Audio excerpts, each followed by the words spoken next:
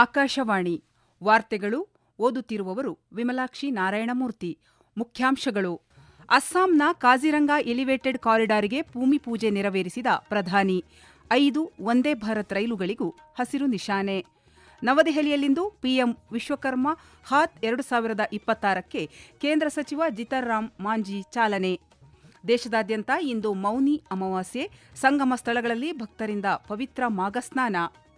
ಹಾಗೂ ಏಕದಿನ ಕ್ರಿಕೆಟ್, ಇಂದೋರ್ನಲ್ಲಿಂದು ಕೊನೆಯ ಪಂದ್ಯದಲ್ಲಿ ಭಾರತ ನ್ಯೂಜಿಲೆಂಡ್ ಹಣಾಹಣಿ. ವಾರ್ತೆಗಳ ವಿವರ. ಪಶ್ಚಿಮ ಬಂಗಾಳ ಮತ್ತು ಅಸ್ಸಾಂನಿಂದ 5 ಹೊಸ ಅಮೃತ್ ಭಾರತ್ ಎಕ್ಸ್ಪ್ರೆಸ್ ರೈಲುಗಳಿಗೆ ಪ್ರಧಾನಿ ನರೇಂದ್ರ ಮೋದಿ ಇಂದು ಚಾಲನೆ ನೀಡಿದ್ದಾರೆ. ಪಶ್ಚಿಮ ಬಂಗಾಳದ ಹೂಗ್ಲಿಯಿಂದ 3, ಅಸ್ಸಾಂನ ನಾಗಾಂವ್ ಜಿಲ್ಲೆಯ ಕಲಿಯಾಬೋರ್ನಲ್ಲಿ 2 ಹೊಸ ಅಮೃತ್ ಭಾರತ್ ಎಕ್ಸ್ಪ್ರೆಸ್ ರೈಲುಗಳಿಗೆ ಪ್ರಧಾನಿ ಹಸಿರು ನಿಶಾನೆ ತೋರಿದ್ದಾರೆ. ಹೊಸ ರೈಲು ಸೇವೆಗಳು ಈಶಾನ್ಯ ಮತ್ತು ಉತ್ತರ ಭಾರತದ ನಡುವಿನ ರೈಲು ಸಂಪರ್ಕವನ್ನು ಬಲಪಡಿಸಲಿದೆ, ಜನರಿಗೆ ಸುರಕ್ಷಿತ ಮತ್ತು ಹೆಚ್ಚು ಅನುಕೂಲಕರ ಪ್ರಯಾಣವನ್ನು ಸಕ್ರಿಯಗೊಳಿಸಲಿದೆ. ಅಸ್ಸಾಂನ ನಾಗಾಂವ್ ಜಿಲ್ಲೆಯ ಕಲಿಯಾಬೋರ್ನಲ್ಲಿ 6,950 ಕೋಟಿ ರೂಪಾಯಿಗಳಿಗೂ ಹೆಚ್ಚು ಮೌಲ್ಯದ ಕಾಜಿರಂಗ ಎಲಿವೇಟೆಡ್ ಕಾರಿಡಾರ್ ಯೋಜನೆಗಾಗಿ ಪ್ರಧಾನಿ ಭೂಮಿ ಪೂಜೆ ನೆರವೇರಿಸಿದ್ದಾರೆ. 86 ಕಿಲೋಮೀಟರ್ ಉದ್ದದ ಕಾಜಿರಂಗ ಎಲಿವೇಟೆಡ್ ಕಾರಿಡಾರ್ ಯೋಜನೆಯು ಪರಿಸರ ಪ್ರಜ್ಞೆಯ ರಾಷ್ಟ್ರೀಯ ಹೆದ್ದಾರಿ ಯೋಜನೆಯಾಗಿದೆ. ಉದ್ಯಾನವನದ ಶ್ರೀಮಂತ ಜೀವವೈವಿಧ್ಯತೆಯ ರಕ್ಷಣೆಯನ್ನು ಖಚಿತಪಡಿಸಿಕೊಳ್ಳುವ ಮೂಲಕ ಪ್ರಾದೇಶಿಕ ಸಂಪರ್ಕವನ್ನು ಸುಧಾರಿಸುವ ಗುರಿಯನ್ನು ಈ ಯೋಜನೆ ಹೊಂದಿದೆ. कलियाबोर से नुमालीगढ़ तक लगभग 90 किलोमीटर लंबा कॉरिडोर तैयार किया जा रहा है. इस पर लगभग 7,000 करोड़ रुपए खर्च किए जाएंगे. 35 किलोमीटर लंबा एलिवेटेड वन्य जीव कॉरिडोर भी बनाया जाएगा.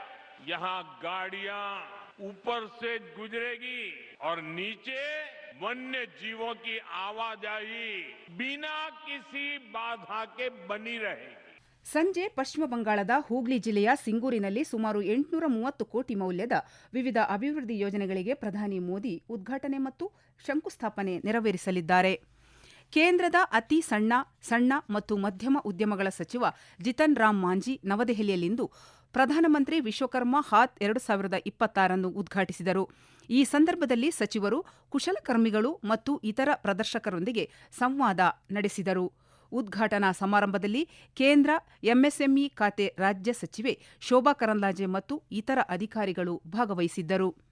ಈ ಪ್ರದರ್ಶನವು ಕುಶಲಕರ್ಮಿಗಳು ತಮ್ಮ ಕರಕುಶಲ ಉತ್ಪನ್ನಗಳನ್ನು ರಾಷ್ಟ್ರೀಯ ಮತ್ತು ಅಂತಾರಾಷ್ಟ್ರೀಯ ಖರೀದಿದಾರರು, ಪಾಲುದಾರರು ಮತ್ತು ಸಾರ್ವಜನಿಕರಿಗೆ ಪ್ರದರ್ಶಿಸಲು ಮತ್ತು ಮಾರಾಟ ಮಾಡಲು ಪ್ರಮುಖ ವೇದಿಕೆ ಒದಗಿಸುವ ಗುರಿ ಹೊಂದಿದೆ. ದೇಶಾದ್ಯಂತ ಎಲ್ಲಾ ರಾಜ್ಯಗಳು ಮತ್ತು ಕೇಂದ್ರಾಡಳಿತ ಪ್ರದೇಶಗಳಿಂದ 100ಕ್ಕೂ ಹೆಚ್ಚು ಕುಶಲಕರ್ಮಿಗಳು ಈ ಕಾರ್ಯಕ್ರಮದಲ್ಲಿ ಭಾಗವಹಿಸುತ್ತಿದ್ದಾರೆ. ಇದು ವೈವಿಧ್ಯಮಯ ಸಾಂಪ್ರದಾಯಿಕ ಕೌಶಲ್ಯ ಮತ್ತು ಕರಕುಶಲ ವಸ್ತುಗಳ ಅಖಿಲ ಭಾರತ ಮಟ್ಟದ ಪ್ರಾತಿನಿಧ್ಯವಾಗಿದೆ.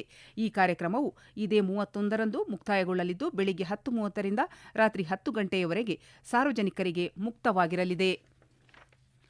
ಭಾರತೀಯ ಕರಾವಳಿ ಕಾವಲು ಪಡೆ ಐಸಿಜಿ ಮತ್ತು ಜಪಾನ್ ಕರಾವಳಿ ಕಾವಲು ಪಡೆ ಜೆಸಿಜಿ ಮುಂಬೈನಲ್ಲಿ ಜಂಟಿ ಕವಾಯತು ನಡೆಸಿವೆ. ಈ ಮೂಲಕ ತಮ್ಮ ಕಡಲ ಪಾಲುದಾರಿಕೆ ಮತ್ತು ಮುಕ್ತ ಇಂಡೋ ಪೆಸಿಫಿಕ್ ಭಾಗದೆಡೆಗಿನ ಬದ್ಧತೆಯನ್ನು ಪುನರುಚ್ಚರಿಸಿವೆ. ಈ ಒಪ್ಪಂದದ ಭಾಗವಾಗಿ ಜಪಾನ್ ಕರಾವಳಿ ಕಾವಲು ಪಡೆ ಕಮಾಂಡೆಂಟ್ ಅಡ್ಮಿರಲ್ ಯೋಶಿಯೋ ಸೆಗುಚಿ ಉನ್ನತ ಮಟ್ಟದ ನಿಯೋಗದೊಂದಿಗೆ ನಿನ್ನೆ ಭಾರತೀಯ ಕರಾವಳಿ ಕಾವಲು ಪಡೆಯ ಪ್ರಾದೇಶಿಕ ಪ್ರಧಾನ ಕಚೇರಿಗೆ ಭೇಟಿ ನೀಡಿದರು. ಅಡ್ಮಿರಲ್ ಸೆಗುಚಿ ಅವರು ಕರಾವಳಿ ಕಾವಲು ಪಶ್ಚಿಮ ಪ್ರದೇಶ ಕಮಾಂಡರ್ ಇನ್ಸ್ಪೆಕ್ಟರ್ ಜನರಲ್ ಬಿಶಮ್ ಶರ್ಮಾ ಅವರೊಂದಿಗೆ ಸೌಜನ್ಯ ಸಭೆ ನಡೆಸಿ ಉಭಯ ದೇಶಗಳ ಬಲವರ್ಧಿತ ಸಹಕಾರ ಮತ್ತು ಪರಸ್ಪರ ಕಾರ್ಯಸಾಧ್ಯತೆಯ ಮಹತ್ವವನ್ನು ಒತ್ತಿ ಹೇಳಿದರು. ಕಳೆದ ವರ್ಷದ ಡಿಸೆಂಬರ್ ಆರಂಭದಲ್ಲಿ ಇಂಡಿಗೋ ವಿಮಾನಯಾನ ಸಂಸ್ಥೆಯ ಭಾರೀ ಪ್ರಮಾಣದ ವಿಳಂಬ ಮತ್ತು ರದ್ದತಿಗಳನ್ನು ಅನುಸರಿಸಿ ನಾಗರಿಕ ವಿಮಾನಯಾನ ನಿರ್ದೇಶನಾಲಯ ಡಿಜಿಸಿಎ 22 ಕೋಟಿ 20 ಲಕ್ಷ ರೂಪಾಯಿ ದಂಡ ವಿಧಿಸಿದೆ. ಡಿಸೆಂಬರ್ 3 ಮತ್ತು 5ರ ಅವಧಿಯಲ್ಲಿ 2,507 ವಿಮಾನಗಳ ರದ್ದತಿ ಮತ್ತು 1,852 ವಿಮಾನಗಳ ವಿಳಂಬವು ವಿವಿಧ ವಿಮಾನ ನಿಲ್ದಾಣಗಳಲ್ಲಿ ಸಿಲುಕಿಕೊಂಡಿರುವ 3 ಲಕ್ಷಕ್ಕೂ ಹೆಚ್ಚು ಪ್ರಯಾಣಿಕರಿಗೆ ಅನಾನುಕೂಲತೆಯನ್ನು ಉಂಟುಮಾಡಿದೆ. ಈ ವಾರ್ತೆಗಳನ್ನು ಆಕಾಶವಾಣಿಯಿಂದ ಕೇಳುತ್ತಿದ್ದೀರಿ.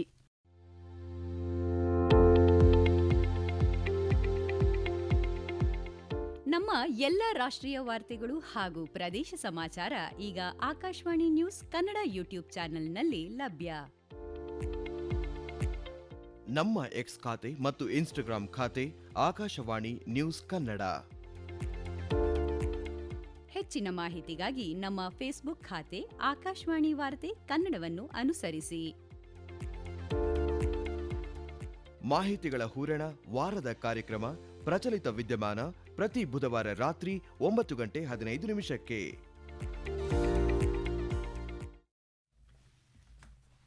ದೇಶಾದ್ಯಂತ ಇಂದು ಮೌನಿ ಅಮಾವಾಸ್ಯೆ ಪ್ರಯುಕ್ತ ಸಂಗಮ ಸ್ಥಳಗಳಲ್ಲಿ ಶ್ರದ್ಧಾಳುಗಳು ಬೆಳಗ್ಗಿನಿಂದಲೇ ಪವಿತ್ರ ಸ್ನಾನ ಮಾಡಿ ಪೂಜಾ ಕೈಂಕರ್ಯಗಳಲ್ಲಿ ನಿರತರಾಗಿದ್ದಾರೆ. ಉತ್ತರ ಪ್ರದೇಶದಲ್ಲಿ ಮೌನಿ ಅಮಾವಾಸ್ಯೆಯಂದು ಲಕ್ಷಾಂತರ ಭಕ್ತರು ನದಿಗಳಲ್ಲಿ ಪವಿತ್ರ ಸ್ನಾನ ಮಾಡುತ್ತಿದ್ದಾರೆ. ಪ್ರಯಾಗ್ರಾಜ್ನ ಸಂಗಮದಲ್ಲಿ ನಡೆಯುವ ಮಾಘಮೇಳದ ವಾರ್ಷಿಕ ಧಾರ್ಮಿಕ ಕಾರ್ಯಕ್ರಮದ 3ನೇ ಪ್ರಮುಖ ಸ್ನಾನ ಇದಾಗಿದೆ. ಮೌನಿ ಅಮಾವಾಸ್ಯೆಯಂದು ಪವಿತ್ರ ಸ್ನಾನ ಮಾಡಲು ಭಕ್ತರು ಬೆಳಗಿನ ಜಾವದಿಂದಲೇ ಪ್ರಯಾಗ್ರಾಜ್ನಲ್ಲಿ ಗಂಗಾ, ಯಮುನಾ ಮತ್ತು ಸರಸ್ವತಿ ನದಿಗಳ ಸಂಗಮದಲ್ಲಿ ನೆರೆದಿದ್ದಾರೆ. ಕಿನ್ನರ್ ಅಖಾಡ ಸೇರಿದಂತೆ ಅನೇಕ ಅಖಾಡಗಳ ಸಂತರು ಮತ್ತು ಋಷಿಗಳು ಸಂಗಮದಲ್ಲಿ ಪವಿತ್ರ ಸ್ನಾನ ಮಾಡಿದರು. ಈ ಬಾರಿ ಆಡಳಿತ ಮಂಡಳಿಯು 3 ಕಿಲೋಮೀಟರ್ಗಿಂತ ಹೆಚ್ಚು ಉದ್ದದ ಘಾಟ್ಗಳನ್ನು ಸಿದ್ಧಪಡಿಸಿದೆ. ನಿನ್ನೆ ಸಂಗಮದಲ್ಲಿ 1,50,00,000 ಜನರು ಪವಿತ್ರ ಸ್ನಾನ ಮಾಡಿದ್ದಾರೆ. ಭಾರತದ ವಿದ್ಯುತ್ ವಿತರಣಾ ಸೌಲಭ್ಯಗಳು 2024-25ರಲ್ಲಿ 2,701 ಕೋಟಿ ರೂಪಾಯಿಗಳ ತೆರಿಗೆ ನಂತರದ ಲಾಭ ಪಿಎಟಿಯನ್ನು ದಾಖಲಿಸಿವೆ. ವಿದ್ಯುತ್ ಸಚಿವಾಲಯದ ಪ್ರಕಾರ ರಾಜ್ಯ ವಿದ್ಯುತ್ ಮಂಡಳಿಗಳನ್ನು ಬೇರ್ಪಡಿಸಿ ಕಾರ್ಪೊರೇಟೀಕರಣಗೊಳಿಸಿದ ನಂತರ ಒಟ್ಟಾರೆಯಾಗಿ ವಿತರಣಾ ಸೌಲಭ್ಯಗಳು ಕಳೆದ ಹಲವು ವರ್ಷಗಳಿಂದ ಪಿಎಟಿ ನಷ್ಟವನ್ನು ವರದಿ ಮಾಡುತ್ತಿವೆ. 2013-14ರಲ್ಲಿ 67,962 ಕೋಟಿ ರೂಪಾಯಿಗಳ ನಷ್ಟಕ್ಕೆ ಹೋಲಿಸಿದರೆ 2024-25ರಲ್ಲಿನ ಈ ಸಕಾರಾತ್ಮಕ ಪಿಎಟಿ ಗಮನಾರ್ಹ ಸುಧಾರಣೆಯಾಗಿದೆ. ಈ ಕುರಿತು ಪ್ರತಿಕ್ರಿಯಿಸಿರುವ ಕೇಂದ್ರ ವಿದ್ಯುತ್ ಸಚಿವ ಮನೋಹರ್ ಲಾಲ್, ಇದು ವಿತರಣಾ ವಲಯಕ್ಕೆ ಹೊಸ ಅಧ್ಯಾಯವನ್ನು ಸೂಚಿಸುತ್ತದೆ ಹಾಗೂ ವಿತರಣಾ ವಲಯದ ಕಳವಳಗಳನ್ನು ಪರಿಹರಿಸಲು ತೆಗೆದುಕೊಂಡ ಹಲವು ಕ್ರಮಗಳ ಪರಿಣಾಮವಾಗಿದೆ ಎಂದು ತಿಳಿಸಿದ್ದಾರೆ. ಪಂಜಾಬ್ನಲ್ಲಿರುವ ಗಡಿ ಭದ್ರತಾ ಬೇಲಿಯನ್ನು ಅಂತಾರಾಷ್ಟ್ರೀಯ ಗಡಿಯ ಸಮೀಪಕ್ಕೆ ಸ್ಥಳಾಂತರಿಸಲು ಕೇಂದ್ರ ಸರ್ಕಾರ ತಾತ್ವಿಕವಾಗಿ ಒಪ್ಪಿಗೆ ಸೂಚಿಸಿದೆ. ಈ ಕ್ರಮವು ಪ್ರಸ್ತುತ ಗಡಿ ಬೇಲಿಯಿಂದ ಆಚೆಗೆ ಉಳಿದುಕೊಂಡಿರುವ ಸಾವಿರಾರು ಎಕರೆ ಕೃಷಿ ಭೂಮಿಯಲ್ಲಿನ ಕಾರ್ಯಚಟುವಟಿಕೆಗಳಿಗೆ ದಾರಿ ಮಾಡಿಕೊಡುತ್ತದೆ. ಈ ಮೂಲಕ ಪಂಜಾಬ್ನ ಗಡಿ ಪ್ರದೇಶದ ರೈತರಿಗೆ ಇದು ಪ್ರಮುಖ ಪರಿಹಾರವನ್ನು ಒದಗಿಸುತ್ತದೆ. ಪಂಜಾಬ್ ರಾಜ್ಯವು ಪಾಕಿಸ್ತಾನದೊಂದಿಗೆ 532 ಕಿಲೋಮೀಟರ್ ಉದ್ದದ ಗಡಿಯನ್ನು ಹಂಚಿಕೊಂಡಿದೆ. ಪ್ರಸ್ತುತ ಗಡಿಯಲ್ಲಿ ಸಾವಿರಾರು ಎಕರೆ ಭೂಮಿಯನ್ನು ಉಳುಮೆ ಮಾಡುತ್ತಿರುವ ನೂರಾರು ರೈತರು ಭದ್ರತಾ ಕಾರಣಗಳಿಂದಾಗಿ ಗಡಿ ಭದ್ರತಾ ಪಡೆಯ ಕಟ್ಟುನಿಟ್ಟಿನ ಮೇಲ್ವಿಚಾರಣೆಯಲ್ಲಿ ಸೀಮಿತ ಅವಧಿಗೆ ಬೇಲಿಯನ್ನು ದಾಟಬೇಕಾಗಿದೆ. ಇರಾನ್ನ ಸರ್ವೋಚ್ಚ ನ್ಯಾಯಕ ಅಯತೊಲ್ಲಾ ಅಲಿ ಖಮೇನಿ ಅವರ 37 ವರ್ಷಗಳ ಆಡಳಿತವನ್ನು ಕೊನೆಗೊಳಿಸಬೇಕೆಂದು ಅಮೆರಿಕ ಅಧ್ಯಕ್ಷ ಡೊನಾಲ್ಡ್ ಟ್ರಂಪ್ ಕರೆ ನೀಡಿದ್ದಾರೆ. ಇಸ್ಲಾಮಿಕ್ ಗಣರಾಜ್ಯದ ವಿರುದ್ಧ ವಾರಗಟ್ಟಲೆ ನಡೆದ ಪ್ರತಿಭಟನೆಗಳ ನಂತರ ಇರಾನ್ನಲ್ಲಿ ಹೊಸ ನಾಯಕತ್ವವನ್ನು ಹುಡುಕುವ ಸಮಯ ಬಂದಿದೆ ಎಂದು ಟ್ರಂಪ್ ಅಮೆರಿಕದ ಸುದ್ದಿವಾಹಿನಿಗೆ ತಿಳಿಸಿದ್ದಾರೆ. ಇರಾನ್ನ ನಾಯಕತ್ವವು ದೇಶವನ್ನು ನಡೆಸಲು ದಬ್ಬಾಳಿಕೆ ಮತ್ತು ಹಿಂಸಾಚಾರವನ್ನು ಅವಲಂಬಿಸಿದೆ. ದೇಶದ ಸಂಪೂರ್ಣ ನಾಶಕ್ಕೆ ಮತ್ತು ಅಭೂತಪೂರ್ವ ಮಟ್ಟದ ಹಿಂಸಾಚಾರವನ್ನು ಬಳಸಿದ್ದಕ್ಕೆ ಖಮೇನಿ ವಿರುದ್ಧ ಟ್ರಂಪ್ ಕಿಡಿಕಾರಿದ್ದಾರೆ. ನೆದರ್ಲ್ಯಾಂಡ್ಸ್ನಲ್ಲಿ ನಡೆಯಲಿರುವ ಟಾಟಾ ಸ್ಟೀಲ್ ಮಾಸ್ಟರ್ಸ್ ಚೆಸ್ನಲ್ಲಿ ವಿಶ್ವ ಚಾಂಪಿಯನ್ ಭಾರತದ ಡಿ ಗುಕೇಶ್ ಅವರು ಉಜ್ಬೇಕಿಸ್ತಾನ್ನ ಜಾವೋಖೀರ್ ಸಿಂದರೋವ್ ವಿರುದ್ಧ ಇಂದು ತಮ್ಮ ಅಭಿಯಾನವನ್ನು ಪ್ರಾರಂಭಿಸಲಿದ್ದಾರೆ. 2024ರಲ್ಲಿ ಚೀನಾದ ಡಿಂಗ್ ಲಿರೆನ್ ಅವರನ್ನು ಸೋಲಿಸುವ ಮೂಲಕ ಗುಕೇಶ್ ವಿಶ್ವ ಪ್ರಶಸ್ತಿಯನ್ನು ಗೆದ್ದಿದ್ದರು. ಇಂದೋರ್ನ ಹೋಳ್ಕರ್ ಕ್ರೀಡಾಂಗಣದಲ್ಲಿ ಇಂದು ನಡೆಯಲಿರುವ 3 ಪಂದ್ಯಗಳ ಏಕದಿನ ಕ್ರಿಕೆಟ್ ಸರಣಿಯ ಕೊನೆಯ ಪಂದ್ಯದಲ್ಲಿ ಭಾರತ ಮತ್ತು ನ್ಯೂಜಿಲೆಂಡ್ ತಂಡಗಳು ಸೆಣಸಲಿವೆ. ಪಂದ್ಯ ಮಧ್ಯಾಹ್ನ 1:30ಕ್ಕೆ ಆರಂಭವಾಗಲಿದೆ. 3 ಪಂದ್ಯಗಳ ಸರಣಿಯು 1-1ರಲ್ಲಿ ಸಮಬಲಗೊಂಡಿದ್ದು ಉಭಯ ತಂಡಗಳಿಗೆ ಸರಣಿ ಗೆಲ್ಲಲು ಈ ಪಂದ್ಯ ಪ್ರಮುಖವಾಗಿದೆ. ಕೊನೆಯಲ್ಲಿ ಮತ್ತೊಮ್ಮೆ ಮುಖ್ಯಾಂಶಗಳು. ಅಸ್ಸಾಂನ ಕಾಜಿರಂಗಾ ಎಲಿವೇಟೆಡ್ ಕಾರಿಡಾರ್ಗೆ ಭೂಮಿ ಪೂಜೆ ನೆರವೇರಿಸಿದ ಪ್ರಧಾನಿ. 5 ವಂದೇ ಭಾರತ್ ರೈಲುಗಳಿಗೂ ಹಸಿರು ನಿಶಾನೆ. ನವದೆಹಲಿಯಲ್ಲಿಂದು ಪಿಎಂ ವಿಶ್ವಕರ್ಮ ಹಾತ್ 2026ಕ್ಕೆ ಕೇಂದ್ರ ಸಚಿವ ಜಿತನ್ ರಾಮ್ ಮಾಂಜಿ ಚಾಲನೆ. ದೇಶದಾದ್ಯಂತ ಇಂದು ಮೌನಿ ಅಮಾವಾಸ್ಯೆ. ಸಂಗಮ ಸ್ಥಳಗಳಲ್ಲಿ ಭಕ್ತರಿಂದ ಪವಿತ್ರ ಮಾಘ ಸ್ನಾನ. ಹಾಗೂ ಏಕದಿನ ಕ್ರಿಕೆಟ್ ಇಂದೋರ್ನಲ್ಲಿಂದು ಕೊನೆಯ ಪಂದ್ಯದಲ್ಲಿ ಭಾರತ ನ್ಯೂಜಿಲೆಂಡ್ ಹಣಾಹಣಿ. ಇಲ್ಲಿಗೆ ವಾರ್ತಾ ಪ್ರಸಾರ ಮುಕ್ತಾಯವಾಯಿತು. ನಮ್ಮ ಮುಂದಿನ ವಾರ್ತಾ ಪ್ರಸಾರ ಮಧ್ಯಾಹ್ನ 2:30 ನಿಮಿಷಕ್ಕೆ.